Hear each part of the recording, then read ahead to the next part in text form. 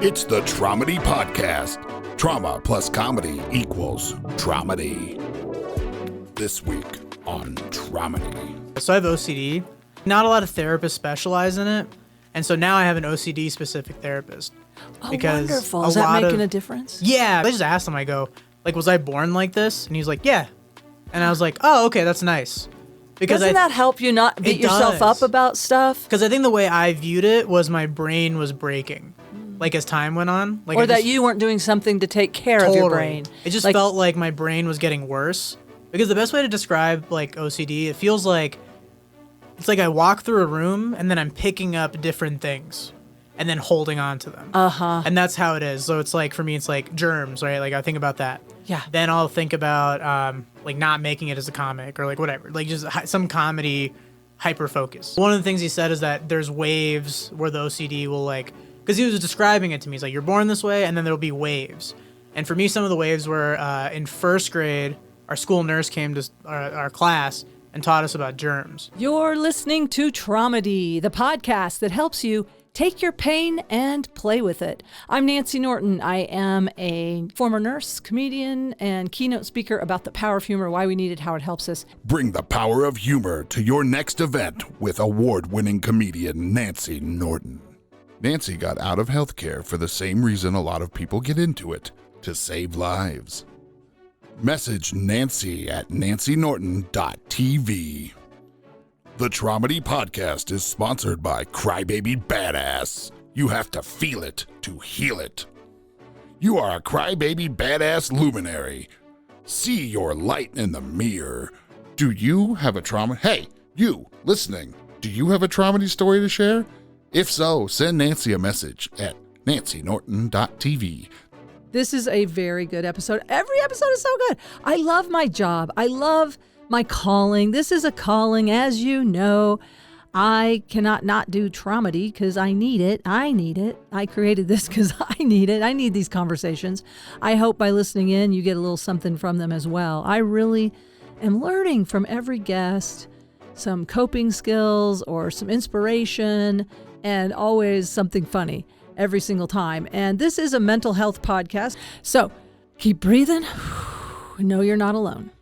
If you want to find a comedy show or to connect with me, go to my website, nancynorton.tv. Everything is there. I am recording this on December 22nd. We made it. We made it to the other side of the solstice. So the light is returning. We're having some unusually warm weather here in Boulder. It's like 69. I don't know. I'm giving the weather report all of a sudden. Almost 70 degrees today. NCAR, National Center of Atmospheric Research, our administration is talking about defunding it. Please, if there's anything you can do, call your representative, let them know. We need the National Center of Atmospheric Research. Not only us, the whole world needs it. It's a global research center. It's about getting informed, letting you know when the hurricanes are coming, when these big windstorms are coming, or whatever's happening. Anyway, let this be for the highest good. That's my prayer. I don't know what else to do. Turn some things over to higher power. Hope that the holidays are treating you well. Well, happy holidays. Happy New Year. I will not be back until 2026, probably pretty early in January. We'll start season 4 of Traumedy. Thank you for being a listener. Thank you for being on this co-healing journey. It means a lot to me. And let me know if you want a certain guest, if you want to be a guest in 2026. Let me know. I love hearing from you. I hear from a handful of folks that the podcast is helping them, and that means the world to me. So it's helping me. I do hope it's helping you, just to know you're not alone. All right, enjoy this episode.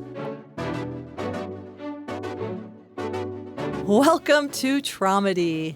My guest this week is a comedian. Welcome, BK Sharad. Hi, thank you so much for having me. I'm so glad I finally was able to do this. I know, you're so busy. I know, it's been a crazy couple of years. Many years. Yeah. Well, we were just saying in the kitchen, because you met my son, he's 21 now, and it's like, oh, he's a man now. Yeah. He's got the big beard, and you've got the big beard. But it's like, yeah, man. I mean, for me especially, I remember, and I don't know the name of the place in Boulder. There was a long, skinny room. I feel like you were there. Oh, and then I Sip. Yeah. The wine place. I'm just having a flash of you in there. And then I'm mentoring a kid that's sort of, he's a teenager that's had done a kind of a program of trying to help find himself. And he was there and he did great. Yeah. His dad was there. I remember that. It feels like not that long ago, but it was a whole lifetime for you. Totally. And because I remember being very intimidated by you. By me? Because not like because of anything you did, but because of like your reputation, you know? Oh, just because I've been around so long. You know, and everyone's like, that's Nancy Norton. She's here at the open mic. And I was like, oh, wow. And that's so funny to me. I mean, I love that. I love our community. And now you realize like, oh yeah, we're just people, friends. And I mean, I have been here a long time. John Novosad, who lives near here, I saw your headshot at Looney's. Every time I go there, I always see that headshot, and I was just like, we should, I'll superimpose. I'll put it in here. Totally. You know? It is hilarious. How long ago was that? So that would have been 30 years ago. Yeah. So how old are you? If you I'm 34. I mean, I was your age in that photo. Yeah. So I was in my mid 30s. Yeah. And I mean, I remember like feeling, I don't know, just I love this age because it's like all these possibilities. Totally. And you got a lot of life force. And I'm on the other side of sort of like trying to keep my strength up, but also loving it still. Yeah. There's still some new things I'm learning. Yeah. And especially like you've had me on Don't Tell because you produce the local Don't Tell, which is a huge thing now. Totally. Don't Tell. I didn't know what it was back then. I think the last time I did it. And then I've seen some of my friends just break through on that. It grew because of like during COVID. Yeah. And it's one of those things where, because I was just running it and they're like, you know, punk rock DIY shows. Yeah. And now it's like probably the biggest comedy company around. Yeah. That's like, because, you know, Comedy Central kind of died off. Oh, I see. I don't even know that it died off. It's like, I mean, because they used to do those like specials and stuff. They don't really have anything like that now. Now it's just like the channel. But, you know? Okay, but now Don't Tell has all these specials. So it's like Don't Tell, and then, I guess HBO's still doing specials, Hulu, Netflix. But it's like...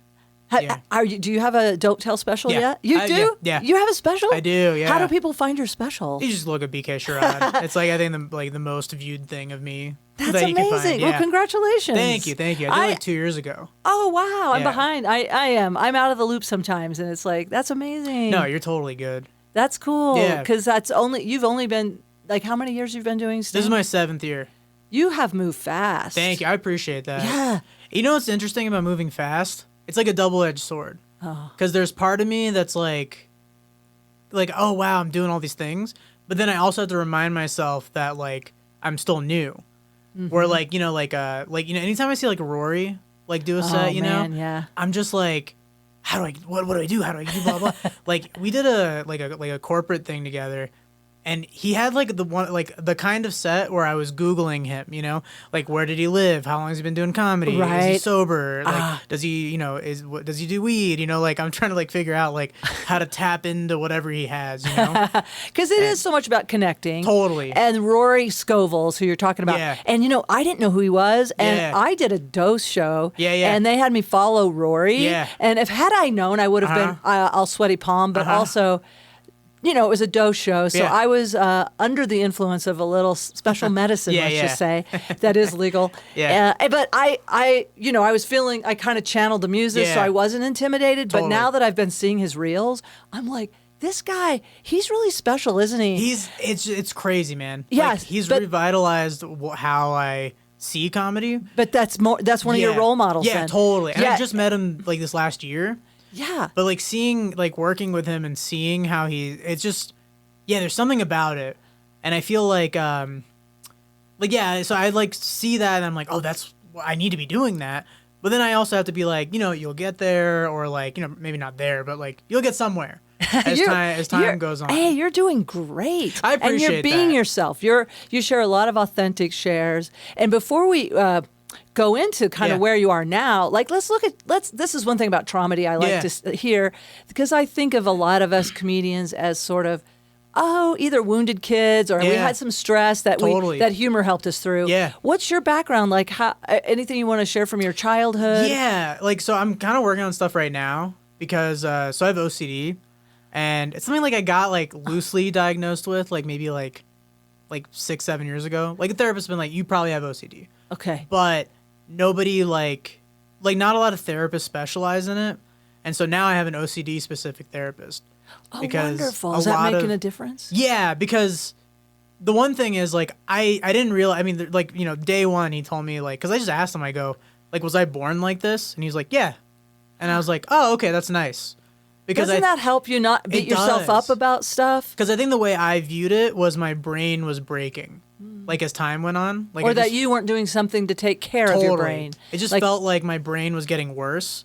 Because the best way to describe like OCD, it feels like it's like I walk through a room and then I'm picking up different things and then holding on to them. Uh-huh. And that's how it is. So it's like, for me, it's like germs, right? Like I think about that. Yeah. Then I'll think about like not making it as a comic or like whatever, like just some comedy hyper focus. Yeah. And then just, is it a lot of ruminating? Yeah. A lot of ruminating, a lot of like, it's like a lot of like preparation, I think is the best way to describe it.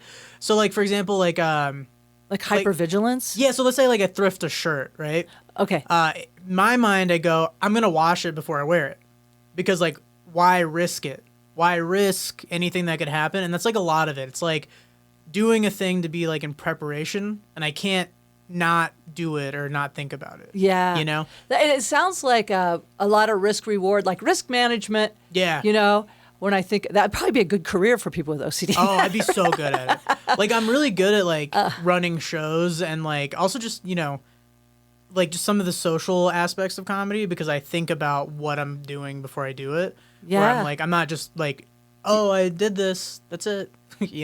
Is there a piece of it that's like, I feel like I have some of these traits? I was told by a club owner recently, like, you're the most type A person. I thought I was type B because I'm not a leader. Like, I don't like to be in leadership roles because I'm afraid I'll mess it up. Yeah. But also, I'm one of the younger kids. I think that's a natural. But he was like, the way I sent the email, he goes, you told me, like, this is my flight number. Here's my strategy. Totally. I plan to be at the club at this time. Yeah. And I think in my mind, I'm so worried about making either a mistake or I wish I could embrace awkwardness more. Yeah. Like I think of certain comedians that are not afraid to make a mistake, or I'm afraid of.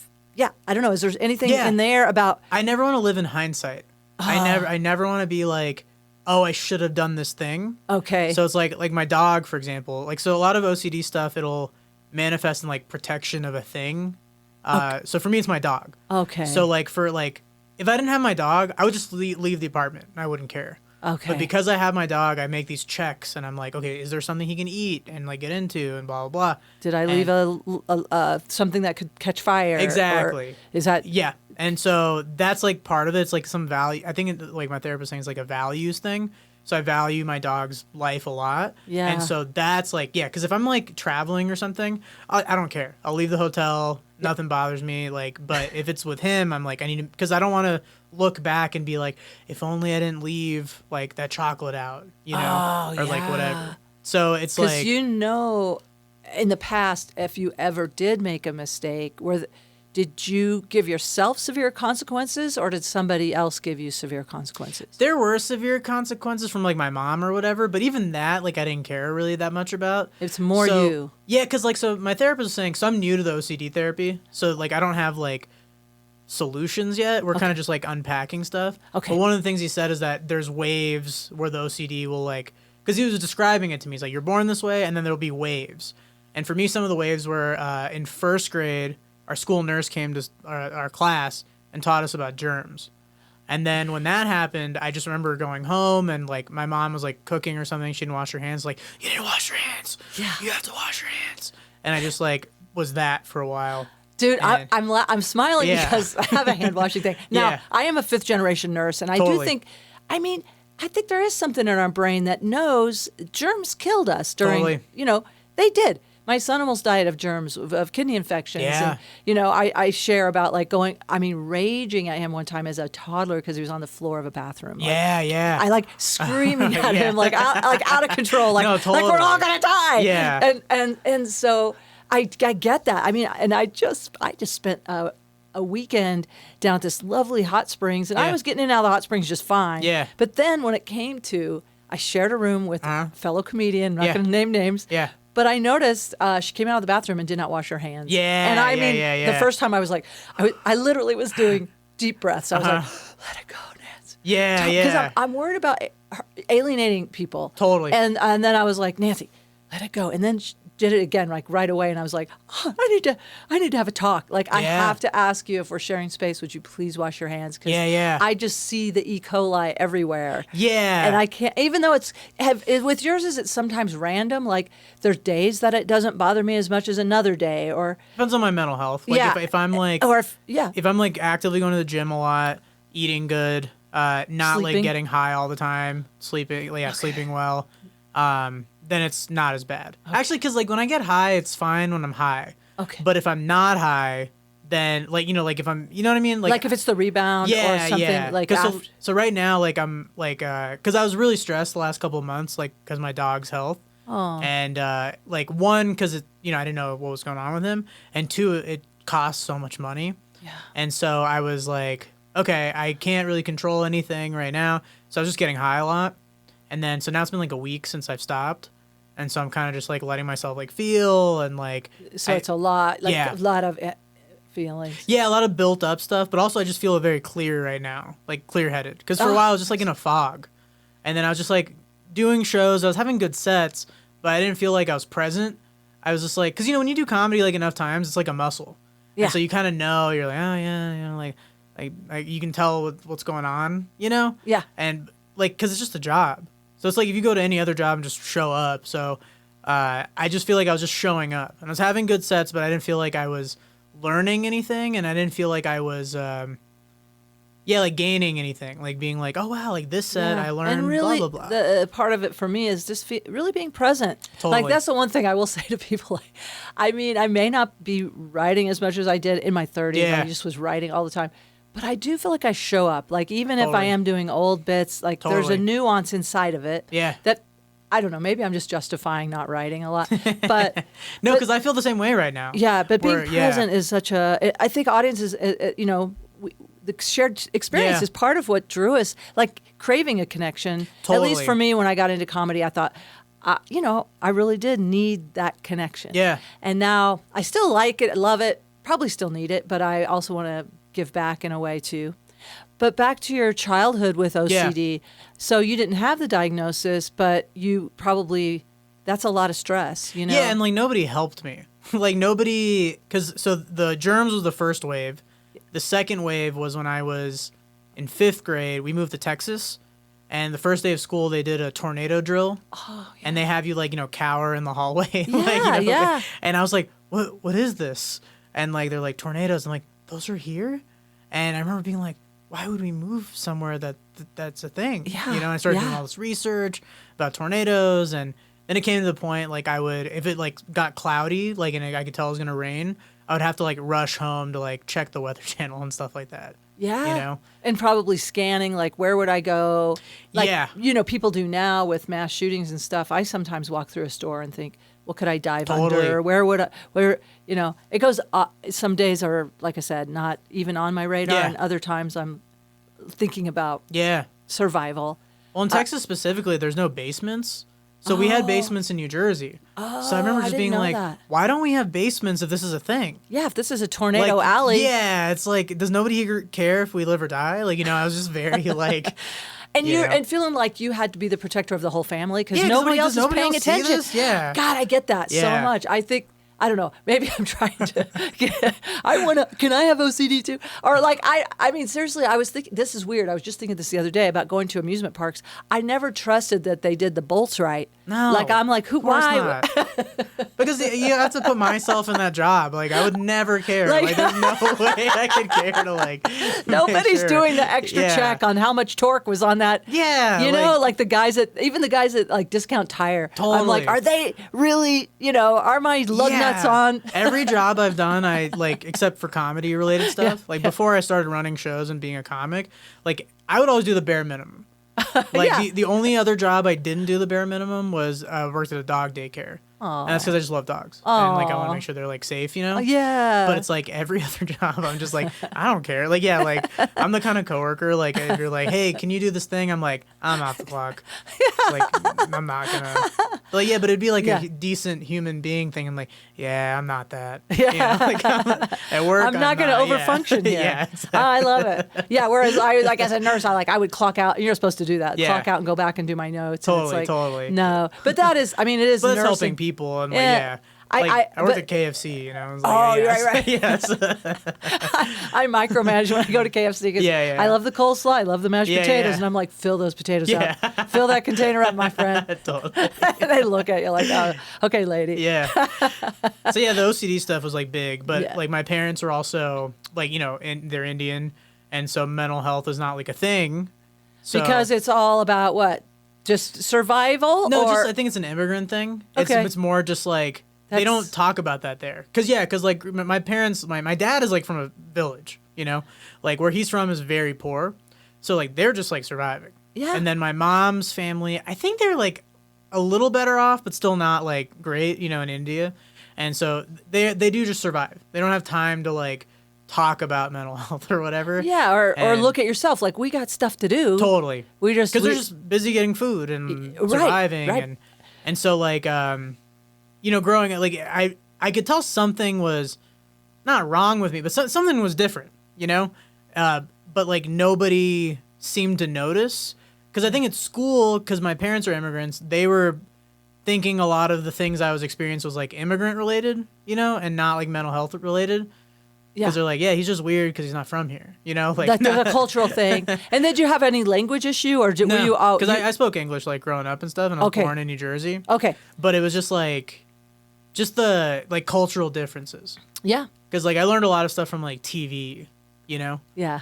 and so it's like, yeah, but it was no one like really helped me. No one was ever like, oh, you have this, like you're obsessed with the weather, you know, because you're trying to figure out tornado. Like I learned how to predict like radars and stuff like that. Really? Yeah, like I could have been a meteorologist. Like I'd be really good. Like I'd like watch like the news. Do you still kind of have like Like a the little radar bit, app basically. and like to watch the patterns? Like and- if there's like a cold front coming through, or or like we whatever. just had this crazy wind. Oh yeah, no. How were you in the wind? So the power came back at 2 a.m. Oh, Like we were like safe and stuff. yeah, but how did you? Yeah, did that rattle you a little It bit? did because I mean, it was unnerving. because for that long too. Yeah. Because like we've lost power before, but also like Excel wasn't like giving us an update, being like, hey, we're working on it. So I was just like, I don't know what's going on. So that's why I texted you, and I texted I think like Ben Bryant, because I was like, I just need to know if like there is an outside world still, you know? Yeah. Because all I'm seeing is pitch black. Yeah. I took my dog outside just to pee, and I was like, hurry up, because like, we can't see. Well, also with tree branches falling. Totally. I mean, I was shocked because we were out here yesterday. Our dumpsters were flying across this Yeah, parking lot, running yeah. towards our car. So we're trying to figure out to wedge them up against the Yeah, curb. yeah. But then I said, "Gosh, we were right under that." I mean, that was a deadly. Yeah. There were some tree branches that I saw something really sad. It was a squirrel got like, you know, yeeted by the storm, and I just like, because we were walking, and my girlfriend was just like, is that a squirrel? I was like, just look ahead, just keep going. send it love. I Yeah. know. I was worried. I know this is me. I worry about all the little animals. too. And they don't have like they're in their little nests are getting blown away. Where do they sleep? Where do when squirrels sleep in general? I'll show you these nests up here, but they look like a bunch of leaves. I used to think it was just I leaves. thought they were birds' nests. No, those are squirrels' nests. Wow. And so my son and I used to sit at my south window, Yeah. and we would open the curtain at like sunrise and go, "Let's watch the squirrel show." So it was the squirrel show. Yeah. And literally, I have a picture of him with his arm around our dog. Yeah, yeah. Watching the squirrels wake up, Yeah. and it's like a clown car. Yeah. There's like 8 of them get out of a little nest. They kind of Wow. unfold their tails, and Yeah. then immediately they just start playing. Because there's a lot of squirrels here, because we have like relationships with our squirrels. Yeah. Like because there's like I can tell which ones are which. Like Aw. there's one that we have a bird feeder, and he has like a messed up tail, and so he would eat from the bird feeder, Oh, and so like I'd see him every day. And then there's this other one that has a scar on his face, so you really know them. and he would get real close. Like when we walk, there's a couple times I'm like, okay, look, buddy, I know but I don't know what your deal is. Like, I like seeing you up close, but I don't know what you're going to do. Yeah. So it's like, and you already have the scar on your face. I can tell you're a little ornery. Yeah. So let's just... Let's keep our space. Keep our space. Safe distance. Yeah. And there are the germs that, Yeah, exactly. I don't know if you have rabies or I what. used to feed the squirrels, and then one time I made the mistake of handing one a peanut. Yeah. But its little claws are really sharp like a cat's. It kind of wow. scratched my fingertip, and I did get like, oh, maybe I don't need to hand. Yeah. It's not a good idea. Yeah. I mean, and like my joke is, my dad lived on squirrel during the Great for real. And it's like, well, I'm a vegetarian, but like, if the quinoa runs out, I'll eat a squirrel. I'm a broken record. I've said that so many times, but funny. I don't know if I really would at this age. Part of me is like, do I want to live that hard? I don't know. But so where were we with your childhood? You were at 5th grade, Yeah, 5th and grade, then storms. You have any siblings? No, only child. Oh, so that's a lot too. Yeah. I mean, it's a lot of responsibility as a kid. My son is the only child, and I know like there's no one to dilute my neuroses on him.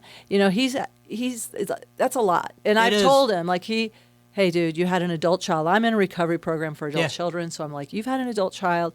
Like basically I'm a pretty good babysitter, but emotionally 14. Yeah. So I just want to own that for him. Yeah. Like there's no commiserating too, because if you have a sibling, you can be like, yo, mom's being crazy, right? And then they're like, like I don't know what their deal is.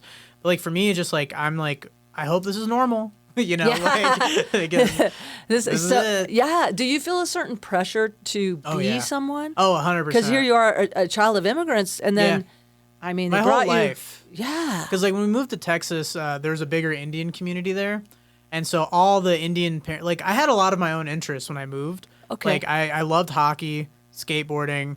I really had all these things that were my own. How old were you when you moved to Texas? 5th grade? You were 5th grade. So I was 10. That's what you said. Okay.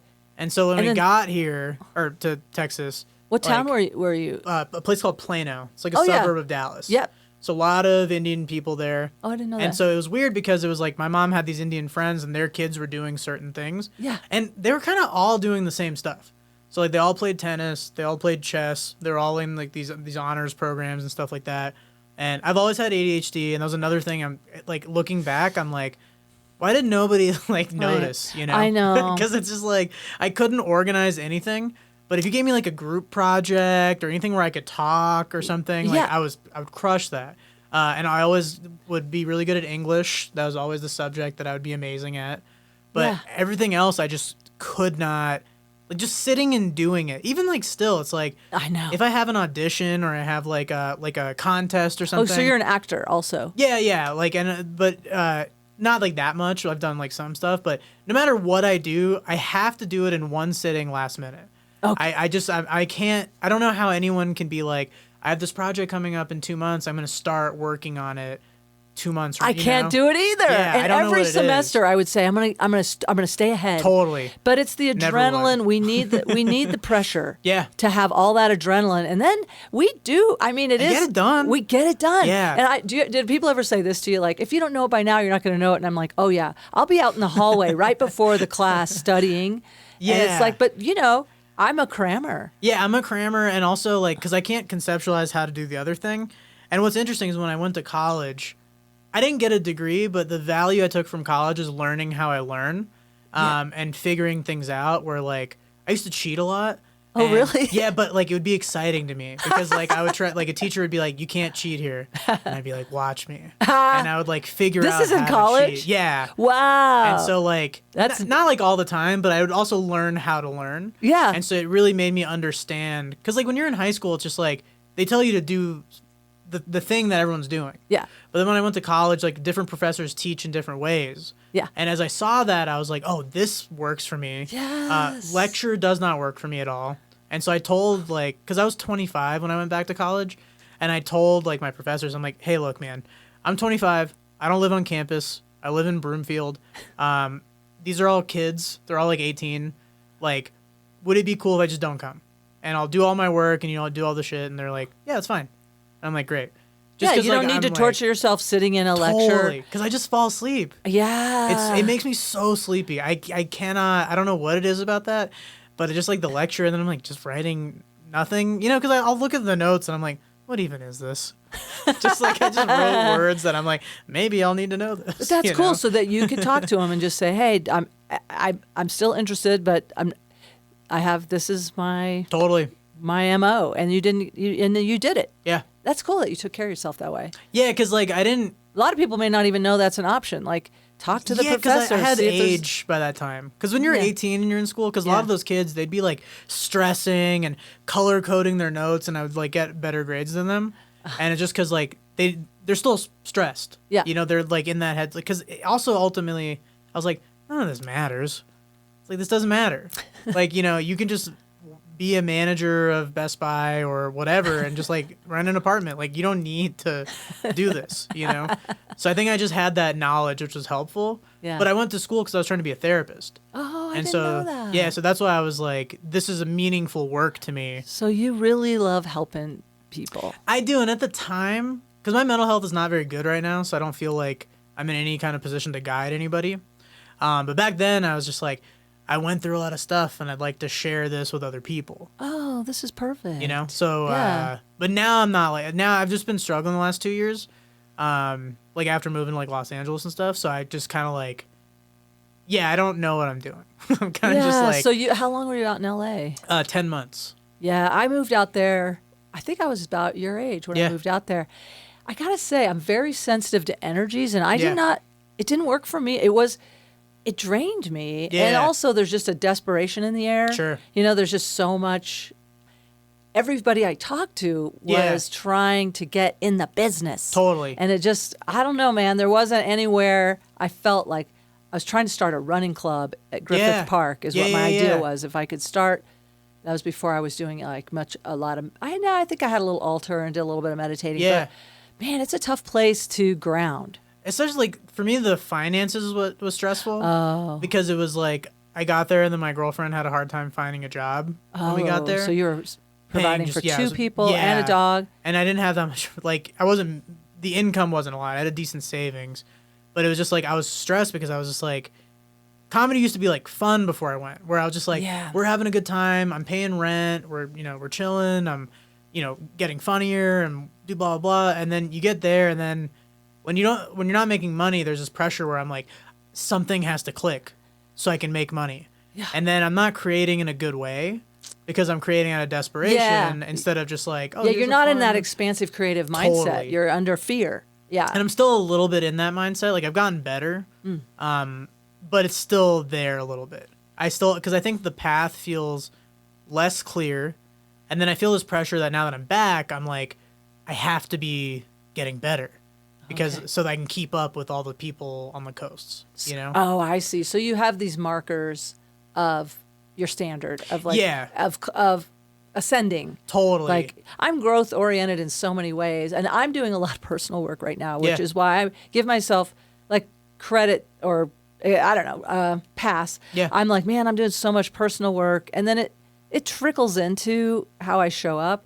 But like I'm doing another psychedelic trauma therapy session next week, and it's really helping me like get out of those old neuronal pathways of feeling not enough. You know, like I have something to prove. Yeah. Now, again, I know I'm in a different phase of life. I Sure, should be sure. retiring, Yeah. but I'm going to work another decade probably. Yeah. But is there anything that helps you to kind of, are you doing any meditating, or is there anything that helps you to kind of take a little step back and look at the bigger picture of?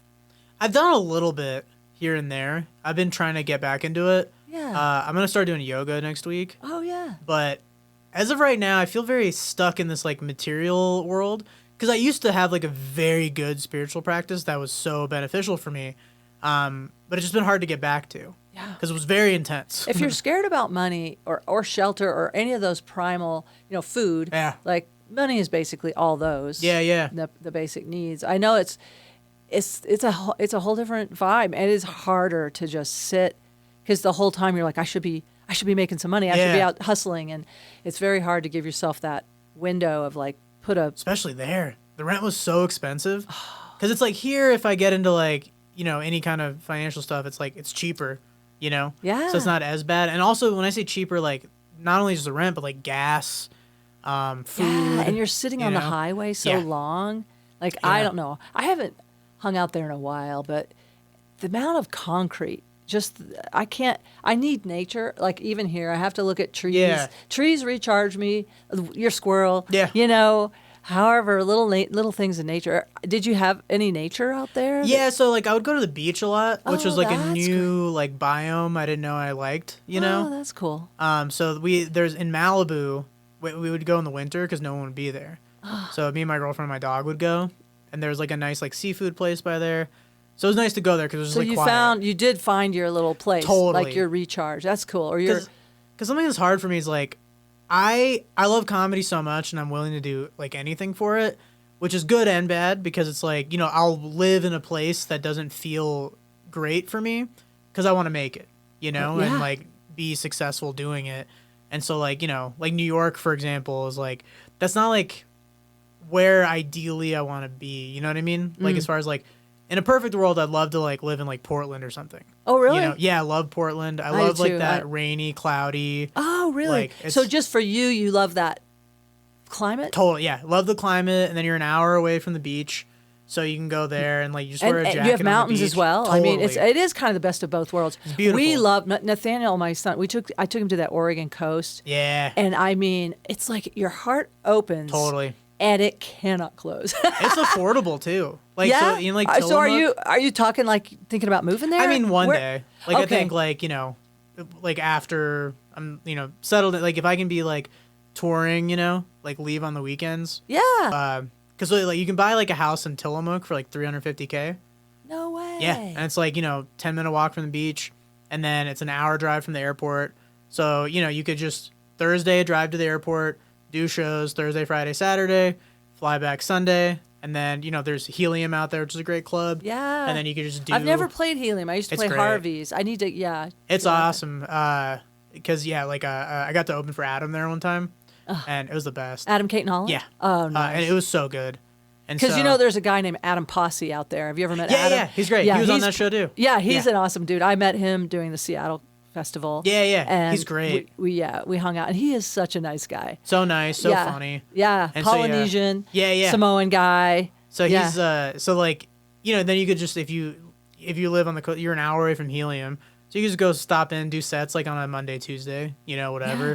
work on some stuff. Sounds like you have a pretty clear vision there. That's what my dream is, but it is just like getting there. It's just like the path feels murky right now. Why is that different than being in Denver? Well, because here we have a lot of stage time. That's true. We do have a lot of. And stage Oregon time. does. It's not that they don't, but it does not feel as like, much as here. Yeah, not as much as here, and also at the level I am right now, I have to travel a lot, in a way that's easier to travel from here I see what you because mean. we're like centralized. Yes. Because from there it's like you know, Those if flights are a little more expensive, probably. they are, and they Yeah. take longer. But if I'm like very successful or whatever, where I can like I'm doing the clubs, I got you. it's like it's worth flying. I from love there. that you have the vision. Yeah, Like- that's what I want. Yeah, And so it's like, kind of like Chad Daniels. I should. He's so funny. He's like one of my favorite comics, but he lives like in Have to look him Minnesota. up. Okay. He's never lived in LA, never lived in like New York, but headlines clubs all over the place. Very good comic. And did he blow up? It's so cool with social media now. Like we didn't have this when I was a kid, Yeah. But it's so cool that like people. I mean, it just blows my mind. Somebody you see one day, 2 years later, they're at the Paramount. Totally. And I'm like, what the heck's going on? Yeah, and anything that's- is possible. I think just trying to figure out what that looks like. 'Cause Yeah. It feels like stand-up clips are dying a little bit. Yes. Where it's like the bubbles bursting, which is like Just a lot out there. yeah. And then this brings me back to what we were talking about earlier Okay. about the title. Right. Being a comedian. Because I love stand-up so it's my favorite. Like it's my all-time. Like I've done some small acting stuff. I enjoy it, but man, when I'm on stage and just doing a set like that, Yeah. that's the shit. Yeah. Like anytime if I do let's say I get a TV role or something, the thing that would be the most exciting is I could sell more tickets. Yeah. So do more comedy out of I that. love stand-up, but lately I've been wondering because there's other facets of my humor, where like yes I can be funny on stage and blah blah blah, but like I can't be like, hey audience, watch this video I saw, and then like comment on it or Yeah. So there's other elements of my humor that I'm trying to figure out how to tap into. Like I love YouTube videos. That's Yeah. like another part. Like I love watching bad movies, and like I would love to comment on like stuff like that. So there's other things Yes. that now I'm like I've been trying to think of other ideas. Yeah. Podcasts or whatever. Right. I love that idea. Just to let people like a little more in. Yeah. Although your stand-up also does. Yeah, because stand-up has that element, but there is also this internet element, which I think first I viewed like negatively, but then now I'm like, no, it's just like another way to connect with people and like, express yourself. But you talk about mental health, though. Yeah. I actually just did a worksheet with a therapist because I am spending, I don't need to be doing this, but I'm doing it. I'm spending 2 to 3 hours at a time scrolling. Oh, like yeah, I cannot, and I think, I'm not going to do it this time, and I do it again. I ruined my sleep last night because I was just there in the dark, and then I started scrolling at like 10 p.m. I didn't stop until 3:30 or something like that. We're not alone. We are not alone, and it's designed. And and I don't know about you, it's not just doom scrolling. I'm also looking for the heartfelt, like I things that bring tears to my eyes, and that beautiful. Like if you're into dogs, I'm sure you've seen a lot of dog stuff. Yeah, I see a lot of just resilience things and just people that care, and I'm just like so glad to know they're out there. And then of course things that kind of justify my anger at the administration. I don't know, man, but how to balance mental health with social media, that's hard. Yeah, I wish or a little timer, or is there any, I have an idea in my head, but I can't execute it because there's other thoughts that come up. So in my head, I go like today, for example, I scheduled a reel for today or tomorrow, and then I shared about like shows I have, and I was like, well, that's it. I don't have to do anything. But then I was sitting and like, how's this reel doing, and stuff like that. And then it did bad. Because also, even when I posted the reel, I was like, I don't even care about this reel, but I have to post something. Yeah. I haven't posted something in a while. And then there's also this level of like, being online, it feels like a party. And you want to be remembered at the party, and you also want to interact with people at the party. So there's part of me that's like, I'm just going to show up, post, and leave. But then it feels like you're not being part of the community. And then it's like, I'm like, what if someone's like, oh, he never likes my posts? I know. And then they're like mad or something. I have to say, there are a couple people that I feel like it's like people that I'm close with that are in comedy. And I actually had a conversation, again, with a comedian friend where I was like, hey, I'm always liking your stuff. And then I see your name on a lot of people's stuff. Yeah. Because the way Reels works is like if they like something, they show it to you. Totally. So I'll see liked by, and I'm like, why? Never on mine. Never. I know. Like 0 likes. But you can't think about those things. But but you can't not, it's like I'm a normal human, and not normal. I'm a human. Yeah. I'm just like, but I know comparison is the thief of joy. Yeah. But then again, I'm like, I just made a request. Yeah. I was like, hey, I have a couple other friends that I'm close with where we go out of each other's way to go to each other's feed and like stuff. Sure.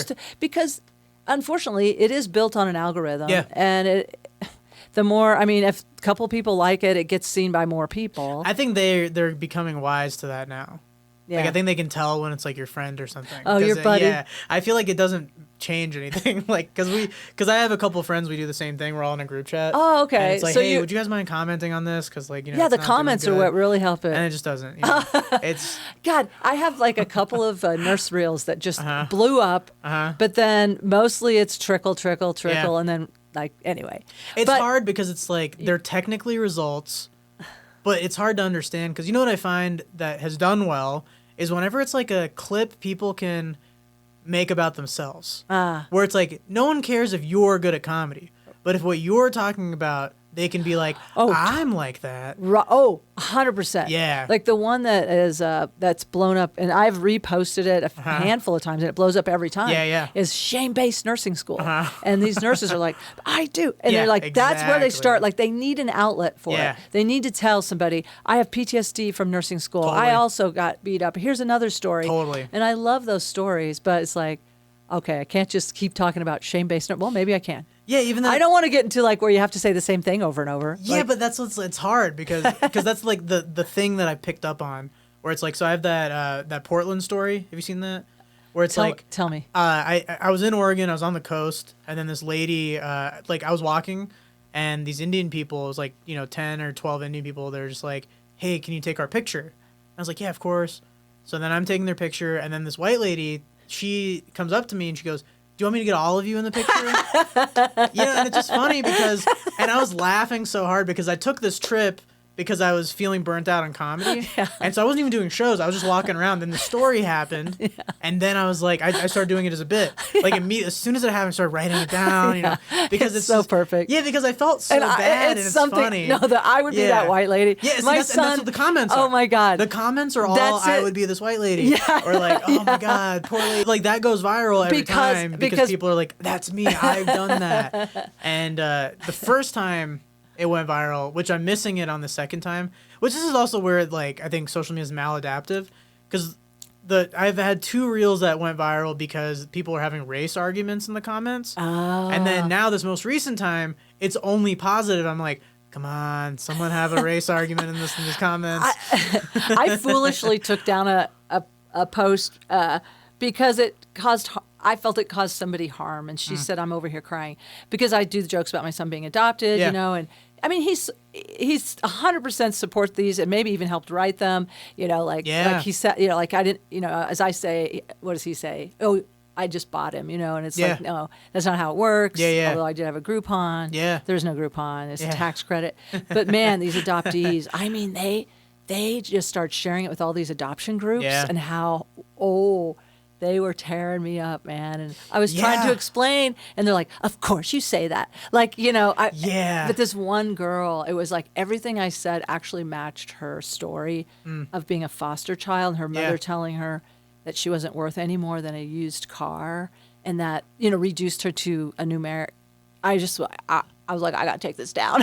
Like, but it would have been good for my career to leave it up, honestly. See, I've had that happen because like I've had pushback on like maybe 2 jokes like a handful of times, and I think I'm too codependent. Did you take yours down or no? So I'm talking about in real life where I've had people come up to me, and it's hard because after a show. And this most recent time it happened, I was like, I'm doing another set tonight and doing this joke because I'm not gonna give in. Because, like, I don't want to not talk about, like, my experience. Or, like, you know. It's your experience. Because I'm mindful. I'm not trying to just be, like, a dickhead. You know? And you're I'm expressing probably some trauma. Yeah, there's probably some trauma there, but I think it's more, like, I think I'm considering people's feelings. Yeah. I'm not just going up there being, like, mean. That's not like my intention. You're not doing Kill Tony, punch down. Yeah, like, that's not my intention to hurt people. Yeah. It is. So I think maybe I'm also a little sensitive that if someone gets hurt by me, I'm just like, but I thought of everything.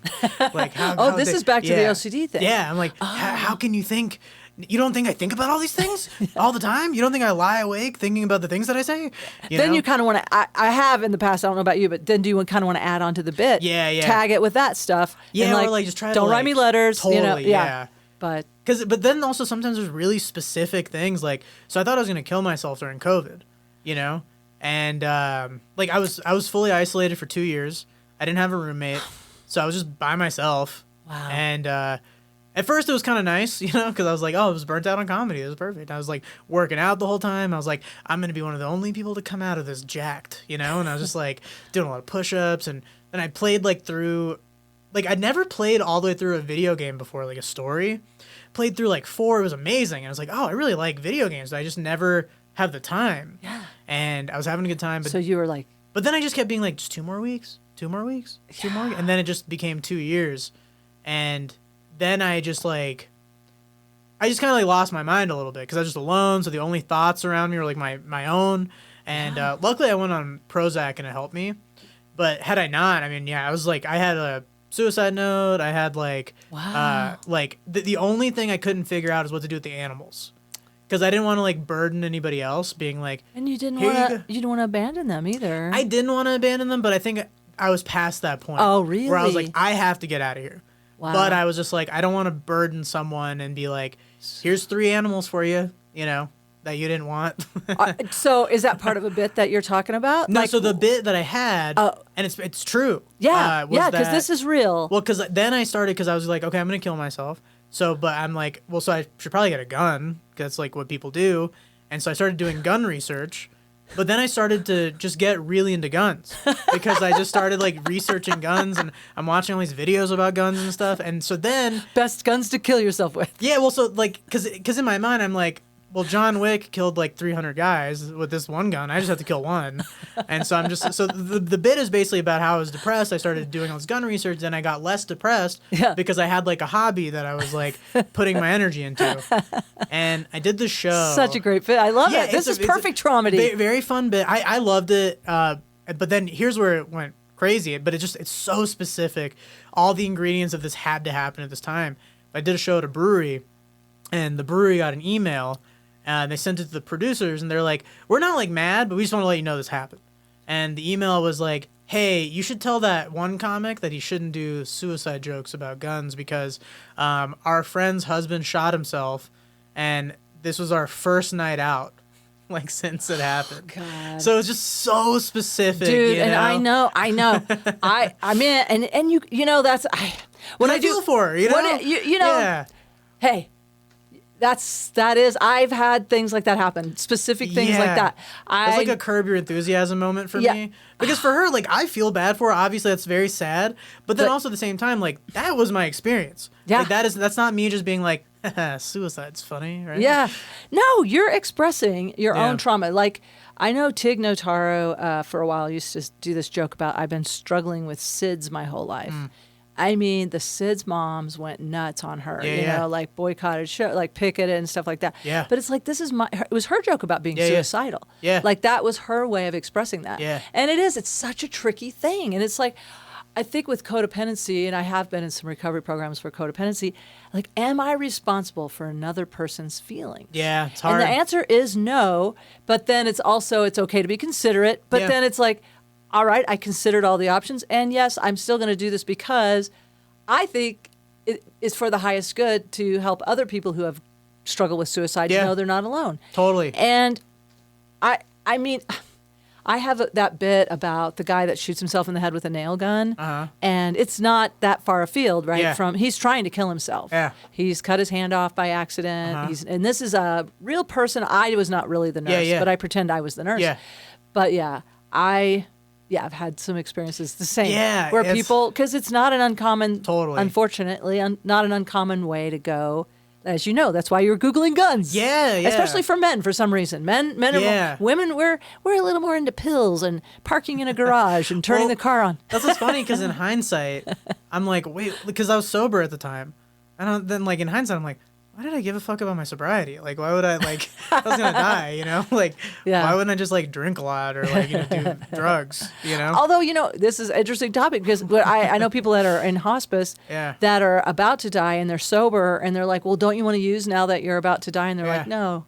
I want every day I have left to be a sober day. Yeah. And that's another point. But I get the joke. I took all the fun out of that one. Yeah, no, it's fine. Let me talk about cancer. No, I just was curious because like at the time it never crossed my mind. Like you still had standard, Yeah, like because I think I was fully sober at the time. Yeah. And so it was because I wasn't doing anything because that started because I was afraid of COVID stuff. Yeah. But then I was like, I guess I'll just do this.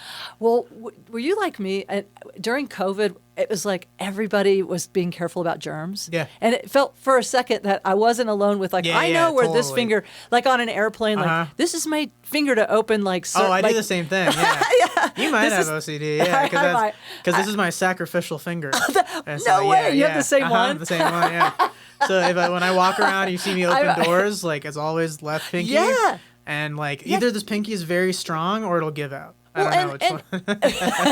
Well, you probably get a little arthritis in it. Totally. Well, like in in India and Nepal, and these cultures where the left hand is the hand that people clean themselves with, and so like this whole thing about if an ignorant white woman and I accidentally hand somebody change or give them the money with my left hand, they will go like this and remind me to use my right hand because it's like that's just bad manners. So there is a germ awareness there. Yeah. And it is. I think it's got to be ingrained in it's some way we survived. Totally. Those. That's why diseases. COVID was hard because I could see all these different and also the science. We were wiping down everything. Yeah. We're just. But but there was something like I said. And now everybody is aware of it for just a little while, and then it all went away. And also, there's different degrees of caring. Like we had a package room at my apartment complex, and so I had like a system where I'd like let like all these packages build up, Then I would go put them in my car, and then they said like COVID dies after like 48 hours or whatever. So like my car then became like a decontamination chamber. Oh, that's cool. For like all the, especially if it's warm. Yeah. Because at first I thought the freezer. I was putting stuff in the freezer, and then I read like, oh no, actually that helped. That helped it live. You just never know, and it was also just hard to get stuff like soap and like even like wipes. Like I was using like industrial like gym wipes or something, like on my food and stuff. Just because it's all I had. Like the Lysol wipes were gone, and people were panicking. Yeah, and I remember because I remember going to the grocery store right before it was shut down, and everyone was wearing like hazmat stuff basically, and I'm just like, oh shit! Like, dude, should I be? One time, right at the beginning when we didn't really know, and I had read The Stand, so I literally did have on one of those respirators. Yeah, totally. Goggles, gloves. Yeah. We had no idea though. That's the thing. We didn't know. We didn't know. I was just, and I have a child I'm responsible for. I can't die right now. Yeah. I mean, I might kind of joke about like, there was a time when I was going through sociopath abuse when he was a toddler, and I'm like, man, I do not want to be here, but I have a toddler. I can't even take a nap when I want to. I can't kill myself. Yeah, totally. But I mean, that's good traumedy, man. And do you use, I mean, you got to be using humor a little bit with your OCD stuff too. A little bit. Sometimes can you laugh about it at all, or does it I think help? it hasn't felt funny right now because I'm still in the process of it. Yeah, you're still in the discovery phase. Because it feels like the worst it's been currently. Yeah. And so I'm like trying to do like, I mean, I literally have like hand sanitizer in my pocket right now. Sure. Oh, I mean, I have a thing that hangs on my backpack. Yeah. I should have some in here probably, but I just always like literally right here. I gotta keep it on me. Yeah. It's like, and they made these jeans that have a perfect zipper pocket just for it. And sandy jean pocket. Yeah. And then especially like right after I get off stage, it's the first thing I do. Sanitize my hands. Other thing I really like during COVID is like microphone is it's an intimate thing. Now we no don't one's have to be as it. No. And like there's certain people, and I hope I'm rest not their mouth on it. Yeah, they're always like they're right there. Yeah. And then you can smell their breath. There's a few comics that if the microphone touches my mouth, like I can't not think about it, and I'll have to riff about it because I will not be present. Yeah. And I'll have to be like, I'm sorry. Man, we should do OCD shows. Yeah. I think there'd be a lot of people that would come to that. There is stuff like that because let's do an OCD theme. That'd be man. And we will. Everybody bring. I have 5 SM58 microphones. Yeah. Everybody bring their own microphone, or I'll sanitize them. Like I like that. I really feel like it's crazy. I mean, when the H1N1 was going around, an entire group of this activists. Oh man, we spread it. I got so sick. That was the sickest I've ever been. That one? I got COVID too. Yeah, but H1N1 was a bad one, wasn't it? I thought I was gonna die. And I think I was like patient zero in this activist group, and I felt so bad because I'm one of those people like the show must go on, and I should have called in and like, hey. But you just never know, It's like it's hard to so I'm from Texas, so every one of those like things started there, like Ebola. Remember in Texas? We had that Ebola scare. Yeah, in like that's right. 2013 or 14 or something like that. I forgot about that. And that was in Texas, and I remember. I was smoking a lot of weed at that time. And we went to like a drum circle place. Like there's a place and I didn't even like drum circles at all. I just like smoking weed. And so it was a bar that you could smoke weed at. So I was like, I'm going there. And I remember being there and like someone was like, can I hit your pipe? I was like, no, probably not. Cause this Ebola thing, because we didn't know. And then I remember like driving by like the hospital that guy was at. And we're like, that guy, he's in there. Dealing with that. Yeah. Then he died. Flesh so that didn't help. And so, yeah, scary. And then I got H1N1. And that was the sickest I've ever been. That was a bad one. Yeah. No, it was. It hit all the bones. Like you just felt. So sore, diarrhea, throwing up, sweating. Yeah. Fun times. Well, we'll just keep going into worst case scenario. Yeah. All right.